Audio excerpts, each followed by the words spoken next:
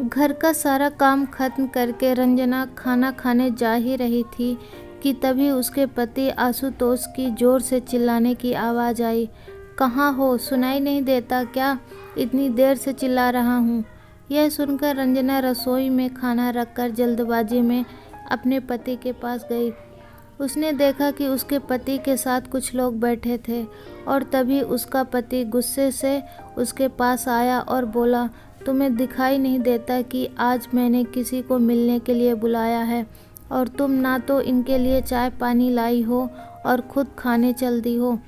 आशुतोष की ऐसी बातें सुनकर रंजना का मन दुखी हो गया और वह चुपचाप उन लोगों के लिए चाय और खाने का सामान तैयार करने लगी।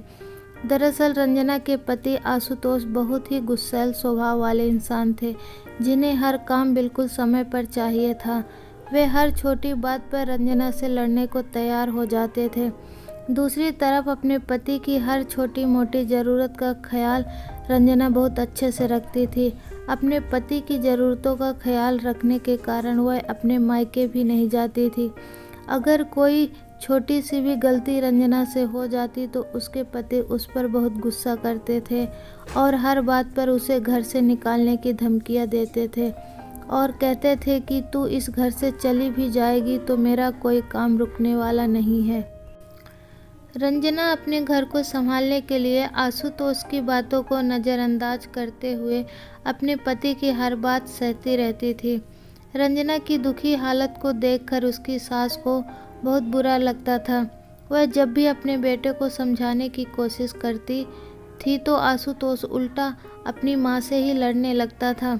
एक दिन आशुतोष ने रंजना से खाना लगाने को कहा। रंजना ने खाना लगाकर अपने पति को दिया तो उसने देखा कि उसके पति फ़ोन में लगे हुए थे। उसने प्यार से अपने पति से कहा कि खाना खा लो वरना ठंडा हो जाएगा। यह सुनकर उसके पति बुरी तरह भड़क गए और गुस्से से बोले, तू कौन होती है मुझे समझाने वाली?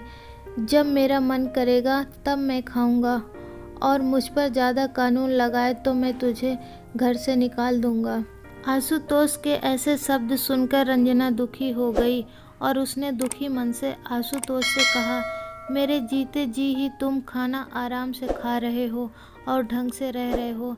जिस दिन मैं चली गई ना उस दिन से तुम्हें सब अच्छे से पता चल जाएगा। इतना सुनकर आशुतोष रंजना से बहुत नाराज़ हो गए।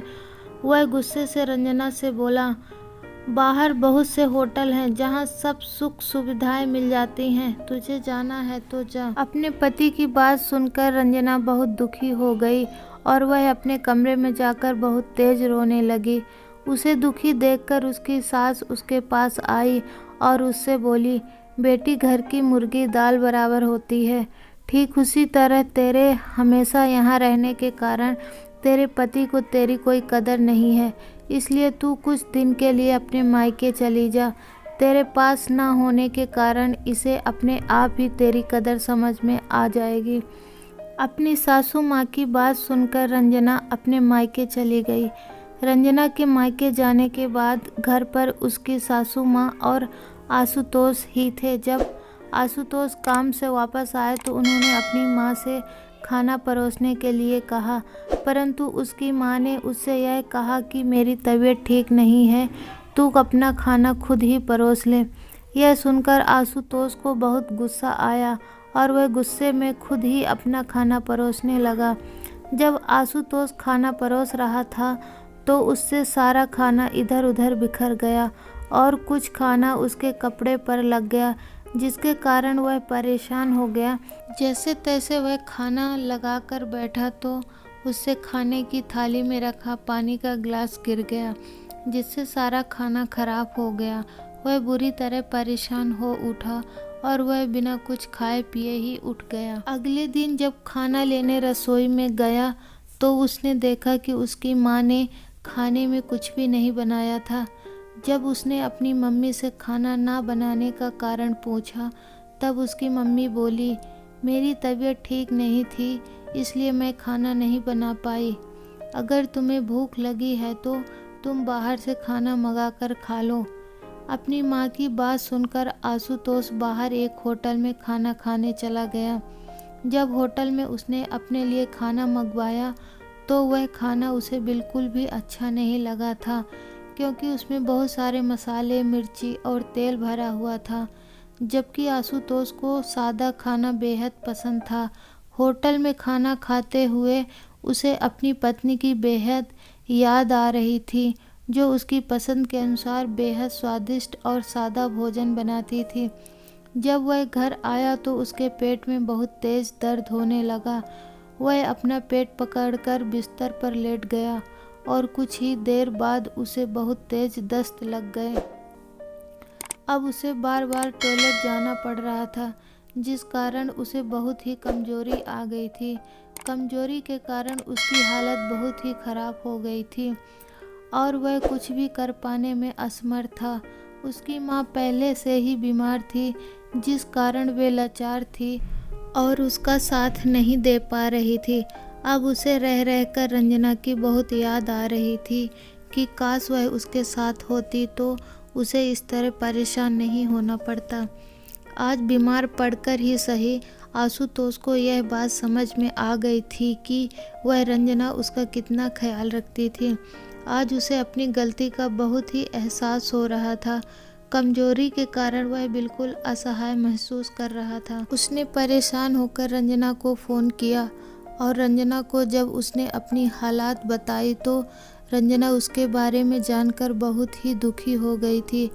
जब उसने रंजना से माफ़ी मांगते हुए घर वापस आने को कहा तो रंजना बोली, अब मेरा वापस आने का बिल्कुल भी मन नहीं है, इसलिए मैं अब वापस नहीं आऊँगी, क्योंकि तुम बात बात पर गुस्सा करते हो।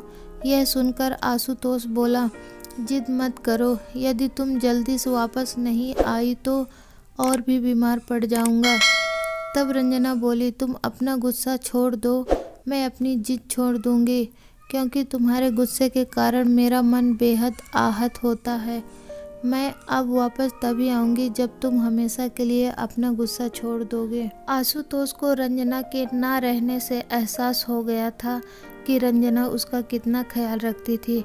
उसके रहते हुए वह हमेशा स्वादिष्ट खाना खाता था और स्वस्थ रहता था, और वह फिर भी उस पर बेमतलब की गुस्सा करता था।